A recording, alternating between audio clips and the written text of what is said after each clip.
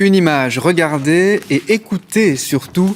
C'est un récital exceptionnel qui a été donné cet après-midi à la collégiale Sainte-Vaudrue à Mons.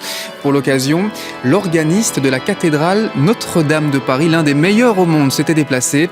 Et pour cause, cela fait plusieurs années que cet orgue n'avait plus été joué comme cela.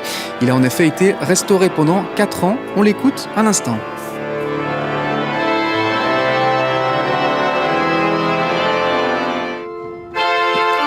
Et si on vous en parle ce soir, c'est car l'une de nos équipes a pu assister à la dernière phase de la restauration, l'harmonisation de l'instrument. Rendez-vous compte, il faut plusieurs mois rien que pour l'accorder. Reportage signé Sébastien Géraud. Donne-moi un petit peu le Fa, Mi bémol, Do dièse, dernier Do dièse. Oui. Le Do dièse résonne, seul dans la collégiale. Si. Autour maintenant du Si, plus bas dans la gamme, et au milieu de ces notes, de ces tuyaux, un seul homme. Tout seul, tout seul. Le principe, c'est plus le tuyau est gros et long, plus il est grave, et plus le tuyau est petit et étroit, plus il est aigu. Voici par exemple 2 tuyaux. Rudy Jacques est facteur d'orgue. C'est lui qui harmonise l'instrument, grâce à son écoute, mais aussi à son toucher.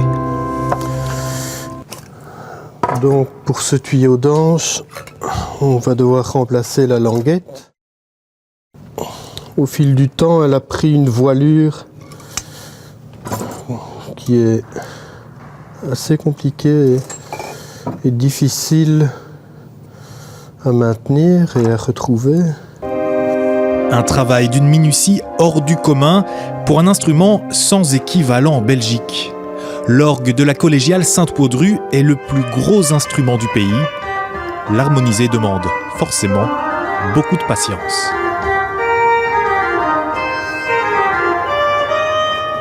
Il y a plus de 4400 tuyaux qu'il faut tous régler les uns après les autres et harmoniser, c'est-à-dire leur donner leur timbre, leur couleur, leur force, et puis accorder. Donc plusieurs mois. Oui, 9 mois à peu près. 9 mois d'harmonisation pour permettre à cet instrument qui date de 1693 d'enfin retrouver sa pleine puissance.